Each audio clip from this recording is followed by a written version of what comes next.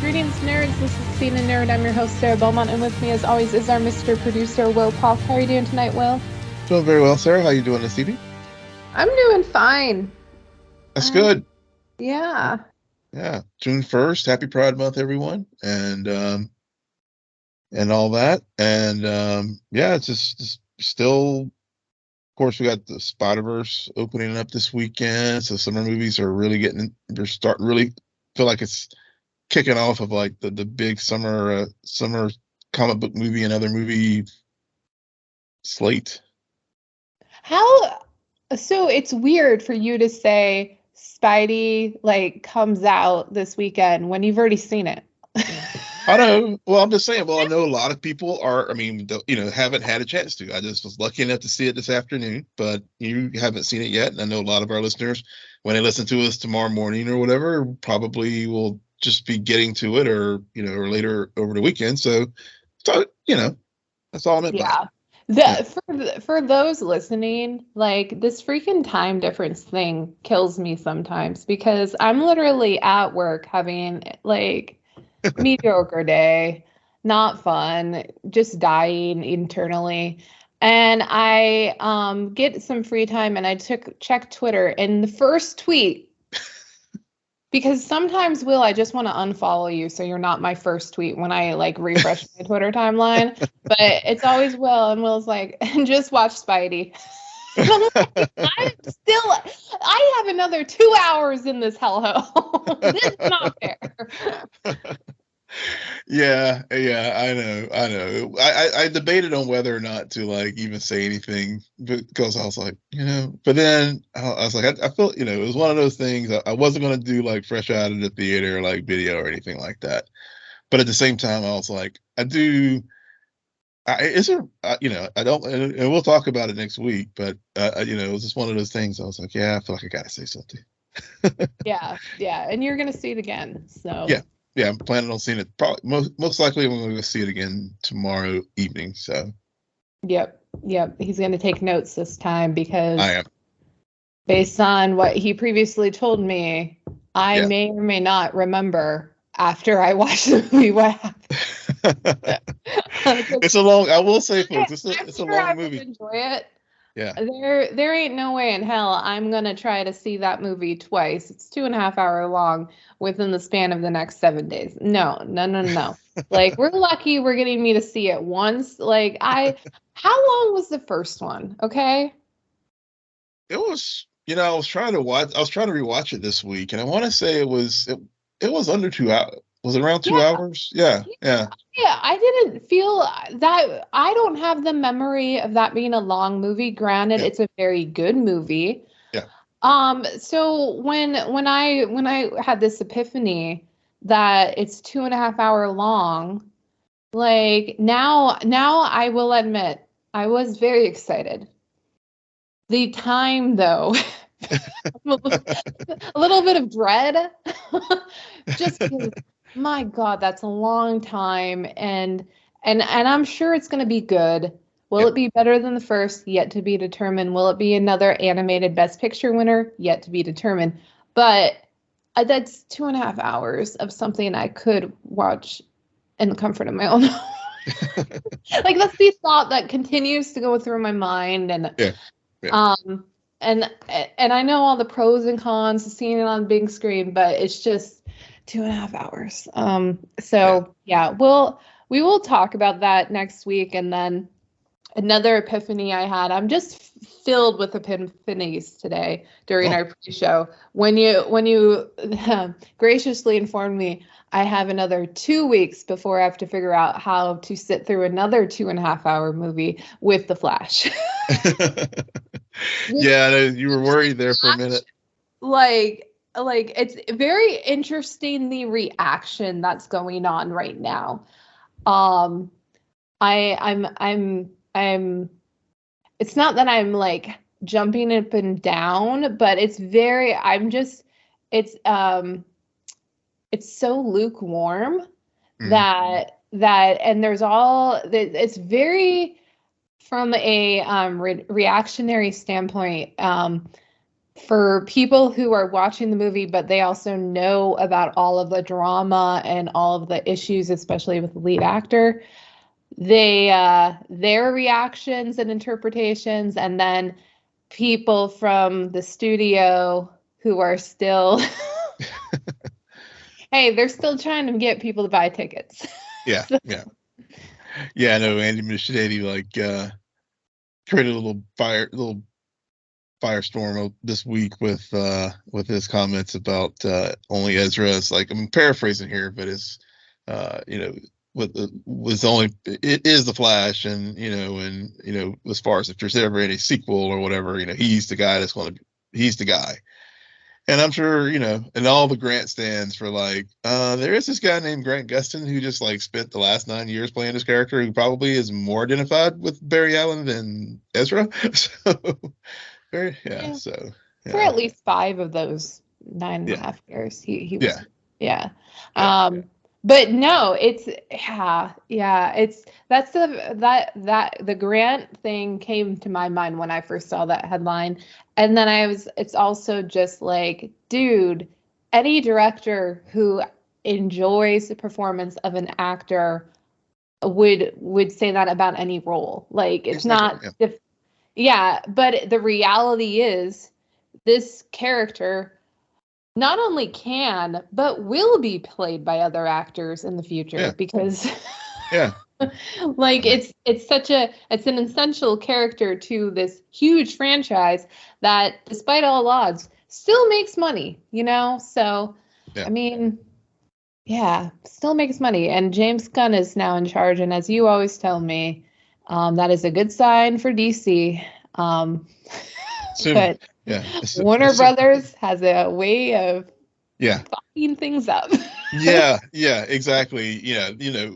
With the whole I know we haven't talked about it here on the podcast, but the HBO Max rollout, all that. So whenever I see shit like that, it reminds me of, you reminded me, like, again, there may be a very good creative in place there now at DC, but it's still Warner Brothers.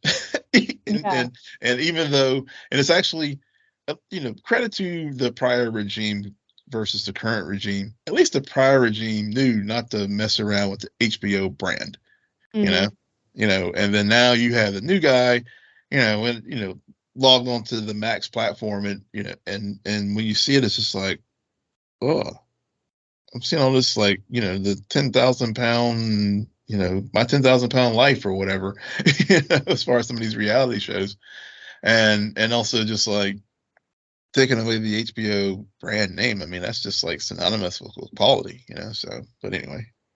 I haven't spent too much time seeing what is on Max, because the only time I open, I never went to HBO Max or Now Max to see what content is available. I'm always like, no, I know the show that I'm watching, whether it be The Last of Us, whether it be Succession, whether it be a few other shows that we have talked about in years past. Like, and I watch that show and then I get out. I don't know why, but it's just, it's always, I've always viewed it more because it has had the HBO marquee as a cable channel, where I'm like, oh, it's probably all these old movies that I've either already seen or don't care to see, and I don't want to spend hours browsing that. For some reason, I'd much rather spend hours browsing either Netflix or or YouTube. So it's just like such a foreign concept to me. But no, I did log into Max this weekend as like 3 million other people did, to watch the end of Succession. My thoughts, not in spoiler full review, is just that it's a very solid ending. I don't have any complaints. It's interesting. They definitely know what the strengths of the show were and put that on display for that last hour and a half. And so yeah, I think yeah, I'm just gonna say that, but Okay. no, it's good. It's a fitting ending for not only the season but for the show itself. So Got it. Cool. Well, yeah, I need to watch season 3, so that'll be, given that it looks like the writer's strike is going to be going on for some time. I'll probably have the opportunity to do that this summer. Yeah, I have no idea what happens in season 3. Oh, So far removed from it. I've watched season 3. Season 3, yeah, and season 4. Yeah, I need to finish. Yeah. I need to finish season 3 and also watch season 4. So, yeah, so that'll be my catch up for. I remember at the time being a big fan of season 3, and then season 4 happened, and and now I'm just like, man, do I need to go and rewatch season 1? Do I need to go and just rewatch the series because other content around here is just falling downhill? Yeah. Okay. The other news is that Nico Parker and Mason Thames was cast to star as Astrid and Hiccup in the live-action adaptation of How to Train Your Dragon, because live action does so great in the box office. Yeah. I know. We had that recent. We had the Little Mermaid, and I guess it had an okay opening weekend, but I think it fell off the second week. But I know there's the whole. Well, I know, anybody that saw on the social media today with the diversity advocate, talking about how his son went to go see the film and all, and was getting into this, which this made some good points as far as, this film was set in the Caribbean, but even though it's not, it's really in like some fantasy land and stuff. And I was just kind of like, dude, Black people, we got a lot of stuff to be like. You don't have to always like be subjected to trauma. Just enjoy the damn movie. You don't need to like over analyze stuff sometimes. And I'm speaking like this as a Black man. I just want to escape for a couple hours, and then because especially when I see like crazy ass tweets and stuff from like our state party calling people poverty pimps and that kind of stuff, I got plenty of things I can like really gripe about, but not a Disney movie. Come on. Yeah. It's that is that one was but getting back to sorry, I got a little sidetracked there. That I guess it's been one of those things that's sort of been on my mind. Right. No. Ever since I saw that. Yeah. But the How to Train Your Dragon. Nico Parker, of course we remember her from The Last of Us and how she played Sarah, Joel's daughter in that series earlier this year. And I know, so we definitely know she's definitely going to be a great actress and probably do a great job with this movie whenever it does finally get written and developed. Like everything else is still laid down due to the writer's strike, but she's taken over for I guess America Ferrara, who did the voice work in the animated version, and I guess Jay Baruchel did the voice for Hiccup. But I really like the How to Train series. I don't know if you ever watched it. I have never seen any one of them. Okay, I really enjoyed them, but so I've heard nothing but good things about them. But that is a black hole in my film viewing experience that for some reason I didn't see the first one, didn't see the second one, and didn't see the third one. Nope. Yeah. I mean, you have Fast Furious. I have apparently. Hey, we all have our black holes in as far as Speaking of fast, with franchises, it's really hard once you've missed that first one. Yeah. Like to then jump in, and sometimes you do, and then you like experience what is the Fast and Furious franchise, and you're like, maybe it's time to stop. But no, I mean, those movies, for me not having watched them, like I said, I've never heard a bad thing about them. Mm-hmm. They also did make a bunch of money. So I'm not surprised by this. Yeah. Especially as we are seeing movies like The Little Mermaid as well as Lion King from a few years back, like taking these animated classics Mhm. and putting them in live action just to milk even more money. Yeah.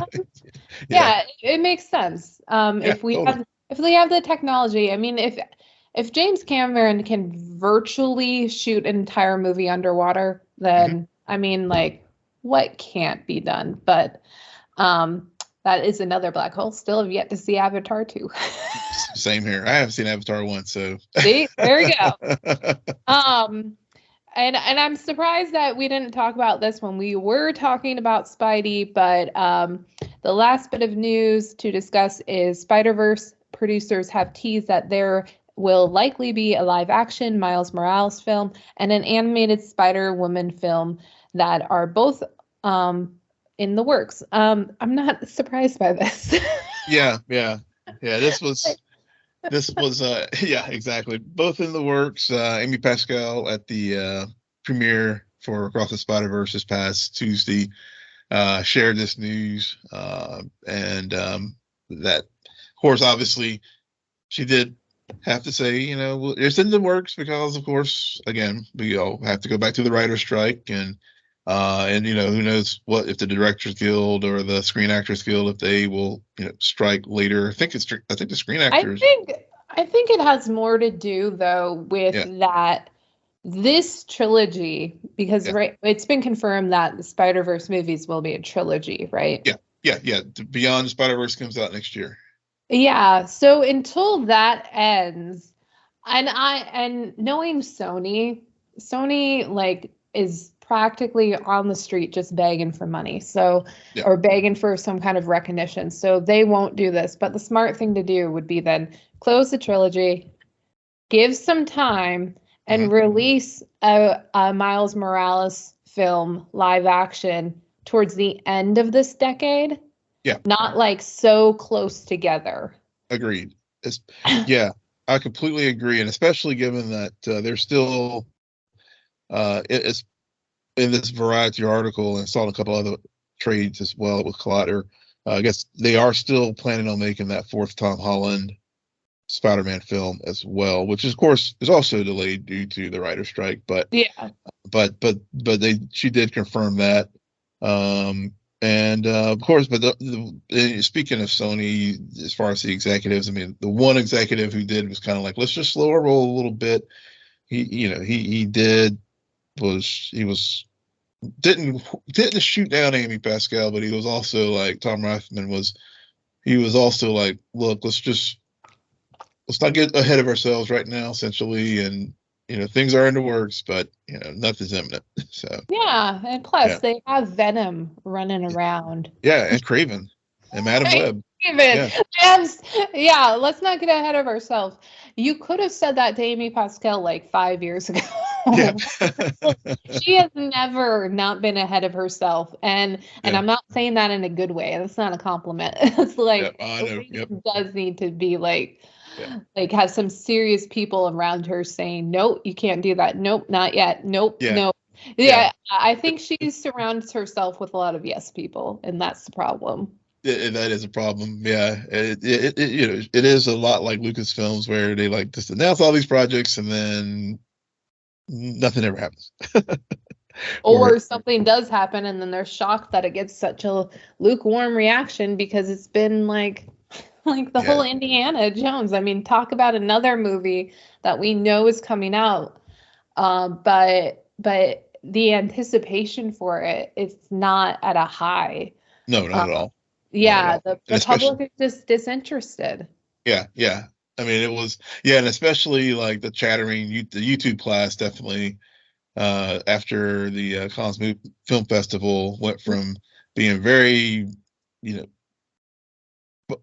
I don't know if it was buzz before, but any chance for buzz, pretty much the chattering, the YouTube and Twitter class basically was just like, yeah, you know, so And this goes back to I think our conversation last week or the week before about this year's summer movie season, where I was saying I know things are coming out, but Yeah. it feels very not a lot. It feels very like few and far between. Yeah. Because as much product or content is coming out, I'm not excited or anticipating very many projects, like Mhm. only a handful, if that. And that may be because I'm just an old old lady who likes like a homebody. And I don't want to go to the theater all the time, but at the same time, if I'm going to go to the theater, I want to be anticipating it. And Yeah. like there are a few, but it's just it's weird. I'm like, the writer's strike is happening now. It didn't happen last year. Yeah. Yeah. But Yeah. anyways, all right. Well, with that, we can wrap up the news and head over to Superman and Lois. Yeah. Will, what were your thoughts on this week's episode? So this week's episode, Collision Course, it was I it was good. I mean, it was a change up, from I felt like it was some regards like a penultimate with some of the things that were re- happened this episode, as far as you know discoveries of with Cal and Clark, and with Lois and Pia's DOD cell discussions and confessions and all. But I thought that all the storylines that that were presented in this episode, I thought all served each other very well. So it was a very fast hour for me as far as watching this episode. I was like, it felt like a good cohesive story where they knew what they wanted to explore, set it, and really setting up things for the final 3 episodes of the season. Why were you so hesitant at the start of that? Why? It was just more formulating my thoughts as far as Okay. just more just like where did I want to go with how deep I wanted to get into some of the story beats. Oh, you can always get deep Yeah, or yeah, yeah, yeah. No, I just wanted to give sort of 10,000 foot, and then we can get into some of the plot points after you give your overall thoughts. oh, I see I do the opposite. I like the opposite because I tend to formulate my overall thoughts by the end of me just criticizing things.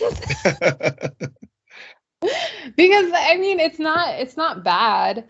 Yeah, We have watched bad shows, and I will always say when something's like, yeah, oh my God, I fell asleep. Oh my God, I watched the first 20 minutes of it and then left.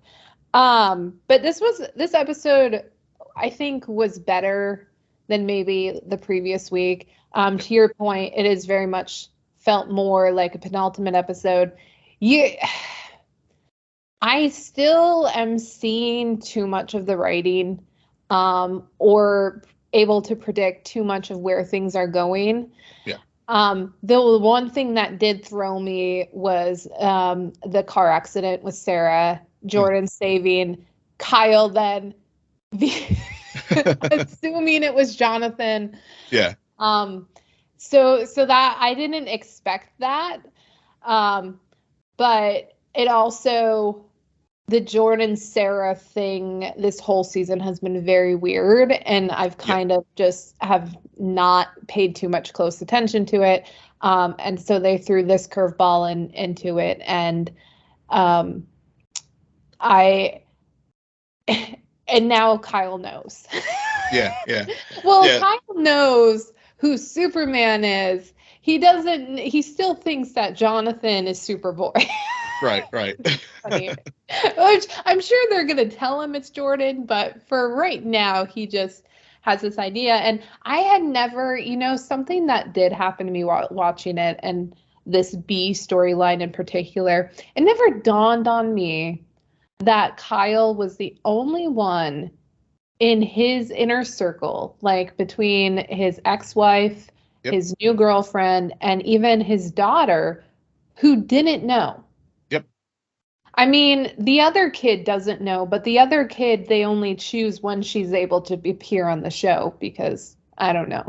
Yeah, exactly. Yeah, yeah. That Yeah. I thought that was I did know that, but to your point, it was this episode really brought it home about like everybody's keeping this big secret. Yeah, You know, and they brought it home, but didn't overplay it. yes, yes, Like it was very subtle how you come to this, like the moment Chrissy is like, I need to talk to you, and then and you realize what she wants to say, it's kind of like, oh, right. wow. I did not you know it, but because they didn't harp on it, Hmm. um you were just like, okay, huh. Yeah, yeah. Because So especially, yeah. yeah, because like because early on, whenever he, because they and the way they have unfolded it all with like with him first thinking it was Jonathan who was the superhero, and then like the suspicions, and like in this episode, like as you were saying, Christy was trying to like get him off the path because he's like, there's something going on here, and she's like, oh no, it's Freon, and then it's like, look, I'm a firefighter, I know what like refrigerant looks like, don't make a fool of me here.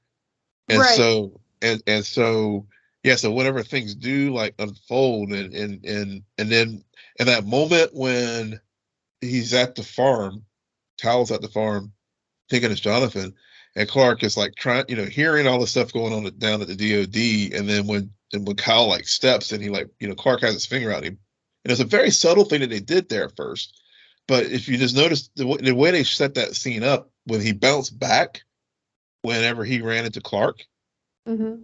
and I was like, oh, he because I was like, well, maybe they'll still figure out a way for Clark to like. I figured that was Oh, going to be, no. yeah, maybe that'll be he'll figure it out that way instead of the full on. Clark has to fly out of there, but so I thought that was originally how they were going to unveil it to Kyle when he realizes like when Clark just by has in his fingers out there and he bumps into him and he like bounces, ricochets back. Yeah. But so I like, yeah, but you're right. I mean, they didn't overplay it. It was very well set up as far as how they did the reveal. Yeah. Yeah. They yeah, they didn't overplay the whole Christy and Lana both know and are not telling him, and Sarah knows. So Yeah. um Yeah, that'll be next week. so it's not that the kid storyline has paid off. It just wasn't, because the payoff was really towards a Kyle who's an adult character. Yeah. But so I like that. Okay. Man, now I'm starting to really think about the main storyline, and the longer I think about the main storyline, I'm starting to get some anger just because um how sick is Lois? Like, She recovered pretty fast. I agree because she went from like, when the episode started, she was finishing chemo. yep. She and she looked, just like anyone would expect someone who's going through that treatment, because it does just, it is very hard on the body, Yeah. and they ring it. And then when she goes to the DOT, she's like looking like normal Lois again. Thank you. And that was a quip I did. That was something where I was just like, now I know she just finished chemo, but she still, she should still probably have her hair wrapped up and stuff, and not look like healthy Lois. Yeah. Yeah. It's just they are choosing when Lois is allowed to appear and be and act unhealthy, and when she's not. It's just Yeah. like, okay. And maybe that was a decision too, given that Pia was just so, she's literally like just days or weeks before, of passing. That And Lois like come in and be like, haha, I get to live. Look at me, I'm all healthy. Well, yeah, I mean, maybe just visually they were trying to like show A contrast. the contrast. Yeah. You could argue that, but I don't. The strength of having both Lois and Pia deal with this disease is that you can see it from both the hero and the villain perspective of the stakes. You can't see it from the hero's perspective if 1 minute his wife is puking and the next minute she's like just walking around like she hasn't been linked up to drugs for weeks on end, or like you don't this you lessen the stake in it for Clark and Lois, and this idea that if there isn't a cure, Clark could lose Lois. And I mean, granted, at the same time, a logical viewer, Lois isn't going to die. Right. But like we talked about this right when they played the cancer card, that it's a good card to play in this manner, but it's a really hard one to play right. Yeah. And so that part bothered me, even though I did like the interrogation and in the back and forth was good. But at the end of the day, the moment you see Mannheim, you're like, oh, I see what card you're playing. I see how this, and now we're going to drag it out to the very last minute. And then of course she's going to take Lois hostage and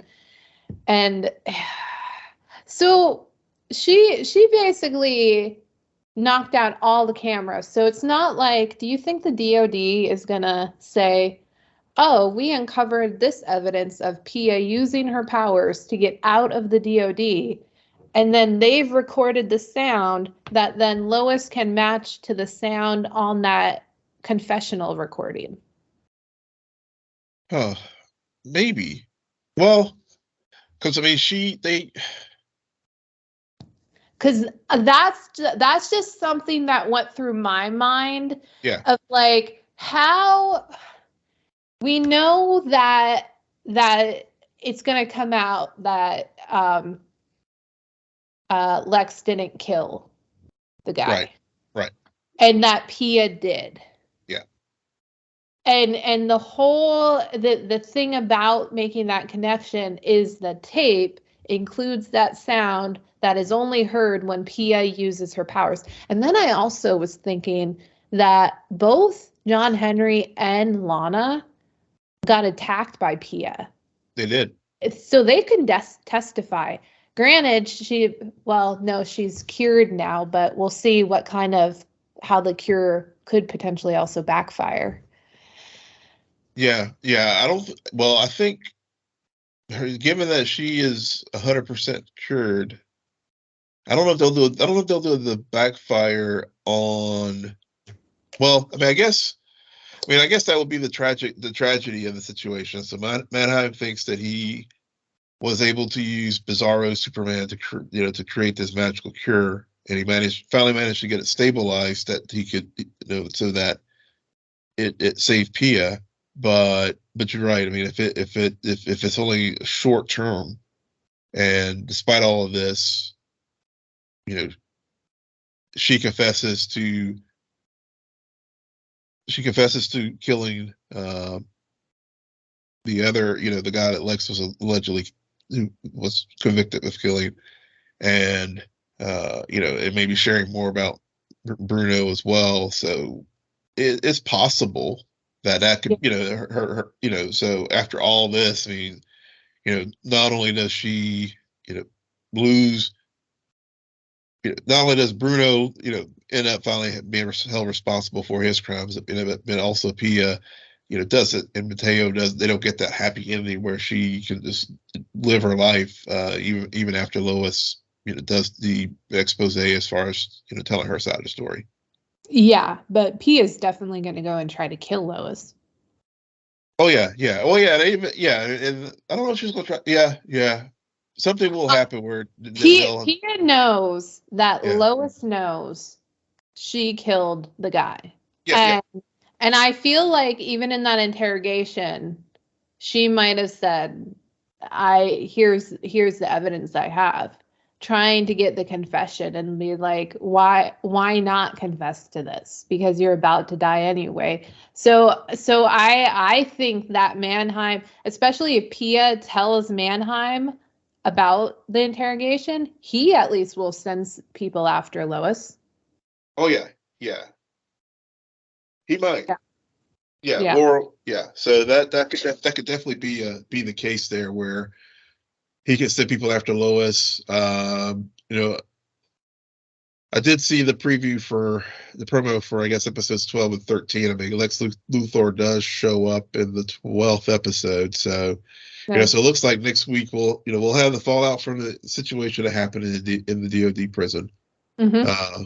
and clearly John Henry and his daughter will be back because because that was the one sort of story they did put to the side this week as far as the fallout from Mateo learning at least Mateo now is like balled in to what Bruno was doing because obviously his end game with this was he just wants his mother to live. Mateo's screwed. I mean, Yeah. Mateo's gonna be the biggest loser out of all of this, but Yeah. it is funny you bringing up John Henry and Nat, just because as much as I love those characters, and I always think an episode is better with them, surprisingly, I did not spend this entire episode being like, where's John Henry? I didn't either. Yeah. That's weird. It's for whatever the choices they made, the time they spent, I didn't really feel a void. And I also just blacked out the fact that we have some definite unfinished business with his story. Yeah. It's kind of also crazy because I felt like he was constantly at the DOD just like safeguarding Pia and now apparently he's like taken the week off or been banned. Yeah, he was banned. Yeah, that's what happened. He was banned because because he and Clark did not see eye to eye on things, and then of course we had to end up with the whole Henry Miller situation, right, where he killed him at the end of the episode last week. So I guess I just wonder who Mannheim will send P after first. Will it be Lois or will it be John Henry? Because yeah. Okay. Anything else you want to talk about Superman and Lois before we get into some trashy reality TV? Just one last little bit. I mean, getting back to just the Kyle and Lana, and Lana is one of those things I was just thinking as I was watching the episode with her higher political aspirations with the governor coming into town, and I just feel like sometimes I feel like they just basically have Lana on the show for her to suffer because everything was going so well, and the governor was there, and she was having this this power talk with her, and then Sarah shows up with being arrested for DUI, and once again, just when you think things are like exciting and going so well for Lana, this happens. And then the other thing too is just the dynamic between Chrissy and Lana, in that Chrissy actually stood up for Lana, as far as being a very good mayor and everything else too, even though they do have a very complicated personal, obviously the personal relationship's very complicated because of Cal and Chrissy's relationship. But so that that was also just one other little thing that I thought that was happening this week, and I was wondering what was going to be the thing that was going to screw up Lana's plans, because it like I said, it just seems like she can't have it all. And, yeah. But And just leave it like this yeah, season, just leave it to Sarah to screw up Lana's plans or throw a yeah, wrench into something. yeah, yeah, Like she's been in the background and also just preventing us from seeing Lana and John Henry interact in a way, in my yeah, opinion. yeah, yep. Send Sarah to boarding school, okay? Then we Yes, can get some true romance on the show. there you go. Anyways, all right. Well, that is it for us with our superhero show talk as we move on to Vanderpump Rules reunion episode 2. Will, you sent me in the message and it was the same thing as you sent last time. You're like, I watched it and I have some things to say. Yeah. And now it's time to say them. Yeah, I know it was second week in a row now where I didn't, at least this time I didn't send you a photo of me like watching the show, but gosh, I mean, where do I start? So Raquel, let me just start with Raquel. Okay. And let me just start with the end of the episode and her sit down with Andy before she could join the rest of the cast minus Sheena because of the restraining order. Yes. And she has no remorse. Like you think? Zero. It's just like, are you effing kidding me? You like did all this stuff. You've like, yeah. I'm just like, yeah. I was just like, yeah. Lala posted a TikTok today that I randomly saw, and I was so close to sending it to you because it was her impression of Raquel in that moment where she's like, "Oh, I guess I should have written Sheena a handwritten letter. All of the repercussions of what I've done." But and people listening who haven't seen this show, like when we're talking about this reaction, she's saying quote unquote the polite, nice thing to say. But why we're just like no remorse? Because she's saying one thing. Her eyes, her expression. Yeah. It's like a mannequin. Totally. It was so stilted. I was just like between that and Tom's like, earlier when they were out in the trailer, his stilted like, and when he melts down, like, I can't be on fucking camera anymore. Just turn the camera off. I'm legally entitled to a break. I was just like, oh my God, that moment. That moment, I'm so glad they didn't like tease that moment or anything because it was so funny. And I love it when he says, I want to talk to her without having to watch what I have to say. And I'm just like, if you're saying the truth, dude, you would be fine with it. Like, it doesn't make any sense. Exactly. Oh, and he like, oh my God, the 10-hour pause in answering, do you think Sheena punched Raquel? Like, Bill, I'm in a hard place and rock in a hard place. And you're just like, no. So clearly you don't think it, but you need to say that because Raquel's watching. And if you say otherwise, even though she dropped the restraining order, like, God. Yeah, but I guess at that point, Tom did not know. They did not know that she was filing the dismissal papers. Oh, are you kidding me? He knew. He just had to. He had to say that because in the season finale, when he goes over to her apartment, that he says that that's what he heard on the phone. So I forgot that. If he says it differently in the reunion, that's another lie. Like he's not sticking to his story, even though he's lying about it because it's like he doesn't know how to do math. Like you're not the only one who heard that discussion. So if Ariana is not saying it or saying that that's what she heard when she was on the phone with Sheena, granted it was on a it was on speaker. Like both of you are contradicting. So either you're both liars or one of you is like, it's all for nothing. It's just like, dude, oh my God. Yeah. Had Yeah. more to say about that, but then I lost it. But yeah, it's just mind blowing how he picks and chooses what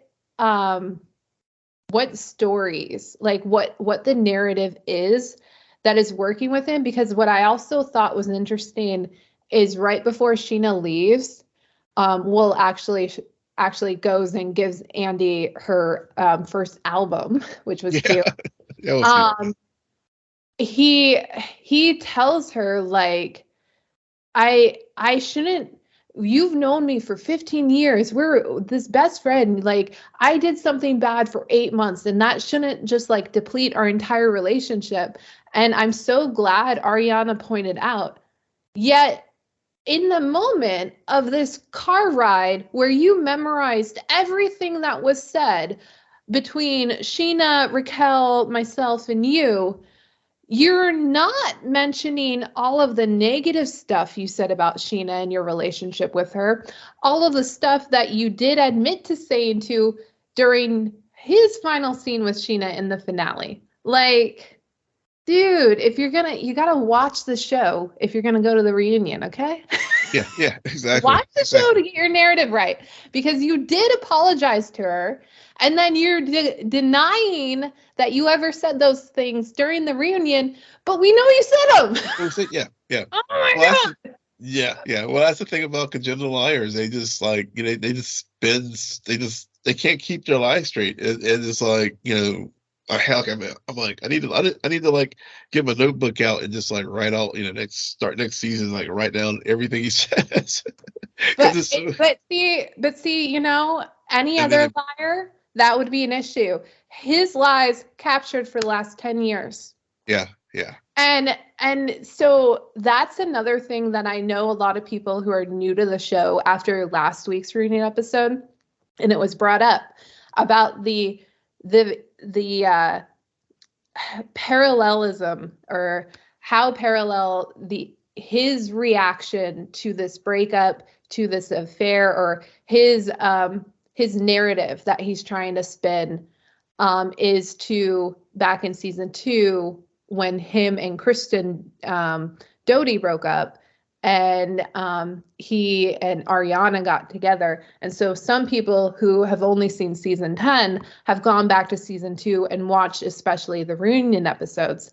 And it is verbatim, like the same thing. There was no intimacy. She never respected me, like all on them. And that's why everybody on the like Ariana side of the room continues to just berate him about like the past. And again, the guy can't do math, because he wants, in that moment, as a longtime viewer of the show, well, I have to tell you, I was a big fan of both him and Ariana season 2, season 3, and forward, up until this past season. I was like I really did. Like, I was like, oh my God, they are so cute together. Like, Tom is such a good guy. And looking back on it, it's because he managed to escape a bad relationship that he didn't want to, but came out on top, even though he had cheated on her, because she cheated on him. Right, because she was with James, right? No, that happened later. Oh, okay. She cheated on him with some other people. They were together for like 6 years. Okay. And I think they started filming probably 3rd or 5th year of the relationship. Okay. So they, but the big thing that came out was she cheated on him with Jax Taylor, who at the time was best friends with Tom. Now, there wasn't an 8-month affair. It was 2 times, months apart. And go back and watch season 2 if you want more details about that. But the thing is, like, you're like, Tom, if you're trying to repeat history, you have to realize that in this instance, you're Kristen. You're not Tom. Because you're the one who's cheating on your partner with a close friend.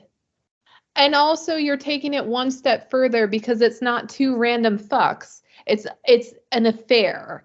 Right. And so no, you're not going to be the good guy. You're not going to be the one who comes out on top. It's always going to be the one, your partner in that instance.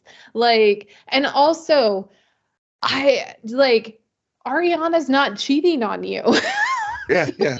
So you can't do that. Like, oh, you're a cheater too. No, because she didn't violate that contract.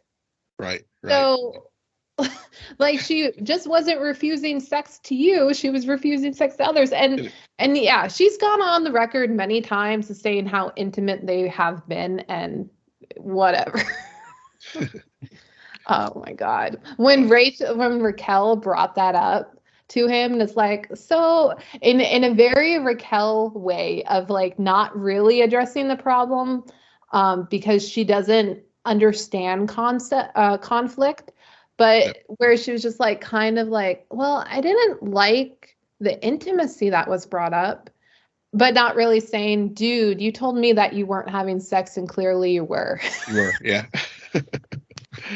He wanted it all. He wanted it all. Yeah. Oh my God. It is. I am in retrospect, I like this second part of the reunion, but come on. We're only getting, we better have an extra long reunion episode if we're only getting Raquel in the third one, because man, I know what to expect from her reaction to all this. We've kind of already seen how dead inside she is. Yeah. But I just want to hear Ariana go off on her for like a half hour. Oh, that's going to be, yeah. Oh, the whole, yeah. That's going to be like TV, like gold as far as that. I mean, I'm here for it. Get the popcorn ready. Yeah, I just, there's so much that, but the sad thing is, like, Lala, Katie, and Ariana can knock on that door, but no one is home. Yep. No yeah, one exactly. is home. And True. She apparently is getting help right now. She's at a retreat of some sort. A lot of speculation about what kind of treat and if it's the real help she needs or if it's just fake publicity help. But I just, oh my God, it's crazy. And I don't know if you've heard, but apparently there's going to be something that's revealed in the third episode that is the reason why filming for the next season is not starting until the end of June, as opposed to normally when it does return. Huh. Yeah. Interesting. And that's the producer decision. That what I do know, it's something that is revealed in one of the one-on-one interviews. Okay. The source says that the producer asked immediately, do you want to take that off the record? And the producer said it in a way where he did say, I asked him if he wants to take it off the record. So that just makes me think it's something Sandoval says in his one-on-one with Andy, that none of the cast knows, because again, it's a one-on-one interview. Right. So, and they're not talking to Sandoval. And the producers haven't told them either. Granted, Lala did say that she kind of conned one of them into telling her what it is, but she's sworn to secrecy. Yeah, it'll be interesting. There's been so many theories thrown out there about what it is. almost to the point where for those of us who have been like really stalking this whole narrative, Yeah. I think it might end up being a little anticlimactic. Huh. But I, at the same time, like, I just want to know what it is. so You know? any teases as far as what you think what it could possibly be? Oh, everyone has thrown out anything. I mean, a lot of these have already been disproven, like Raquel's pregnant. No, Okay. we know she's not. There's been plenty of publicity showing her she doesn't have a bump. Oh, yeah. There's been the affair started when she was with James. Now That's plausible. yes, very plausible. But then you factor in whatever it is made the producers, the people who are like, we want as much money as possible, to say, typically we resume filming at this time, we're going to push it back, we're going to delay. Why would you do that? Like, even if the affair started earlier, why would you do that? Maybe they just from a legal standpoint, maybe there's something there that they were just like, oh, if we put this out there, it could get some libel or slander or something, But yeah. they're not. They asked him. Granted, that also might be a misquote. It could still be her. Do you want us to put that out there? Like, are you going to take this off the record? So I don't know if it's a legal thing either. Yeah. And they're still putting it out there. They're letting the cast have a break, because apparently it's definitely gonna be something that is a gut punch for those closely involved. For some reason. I had this random thought, maybe it's going to be confirmed that there was a threesome between Schwartz, Sandoval, and Raquel. That would make sense. That would just be disgusting. That would be disgusting, but I mean, given that dynamic there and like that's been going on, totally plausible. It's totally plausible. It's disgusting, totally. Like you said, it's disgusting, but yeah, that was fun. Yeah. When Schwartz started popping the Xanax, I was just like, oh boy, this is so like stereotypical like LA. Yeah. That moment when Andy was like, oh, Schwartz, you're going to move over a chair. And then Ariana shut it down so quick. Yeah. I was like, I've seen a lot of reunions.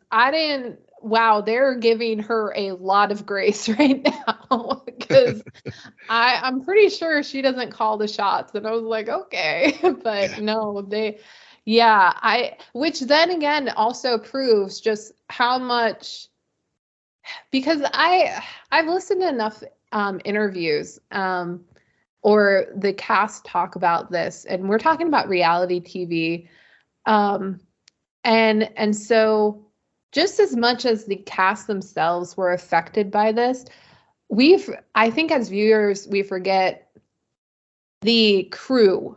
Yeah. They are with these people for 3 months of the year, 3 to 4 months of the year, day in, day out. And especially Tom, they've known him for the past 10 years. Yeah. And they have known Tom and Ariana together for the past like 7 years. So now I always think about that scene where it's suddenly Raquel and Tom, and you have a crew having to film this. Yeah. The same crew who were filming at one point in time Ariana and Tom like this. And just how, like, there's a reason why they felt uncomfortable kissing on camera, not because they were remorseful or shameful, no, but because I bet there were death stares coming from the other side of that camera, like the uncomfortableness for them. So it also might be something that doesn't just affect the cast, but it's just very unsettling for the crew who are constantly with these people. Yeah, that's a good thought. That's a good point. That's a very good point because these shows, the crew is right there and has to good bad in between capture all the stuff from the people participating in the program. Yeah. Yeah. And I mean, the crew is just like any crew on a film or TV set who are constantly interacting with the actors, having jokes, like they become their family. We hear actors talk about that all the time, about their hair people, their makeup artists. Like, it's the same, it's very similar with reality TV. So I'm dying for it. I'm dying for next week's episode. And I'm mad that there isn't a part 4. I'm mad that they better not screw us over on the time we have with Raquel, because I mean, damn. And I'm also, I really want Katie to say more. Like, I want them to give her more time because she went through a divorce this season. Yeah. Was very isolated from the friend group, has always had her eye on Sandoval as being just a douche. So I hope that we see more of her combating this whole situation, and her being able, especially for what happened, like that. I need her to like slam Raquel on the conversation they had in the finale, the argument. Oh, I think remember that. Yeah. And then for her to just like get up and slap Sandoval. Yeah. On behalf of her mom. Because apparently, Will, her brother was also there that night. And they showed us only like Sandoval piping into that conversation like for 1 second. Oh no, he went hard on Katie for like 20 minutes. Wow. Yeah, it's tip of the iceberg. Wow. I have to go check out the extended clips of that one. Oh, I don't know if there are. I don't know if I just heard from the cast, like whether it be Sheena's podcast or Lala's podcast, or Nick Vale, who's a former Bachelor contestant. He has a podcast, and I was actually, before we started tonight, I was listening to, he had, I forget his name, but someone who's not on the show, but actually is one of the people who were in the house with Ariana that next day after she found out. Because he's really best friends with Ariana and Tom. Cool. So like, and he gave a lot of dirt. So yeah, it's so good. And I'm curious about what's going to happen next season, of how they're going to figure this all out, because but we're still not done. Like, the fire isn't blown out of the aftermath of this entire situation.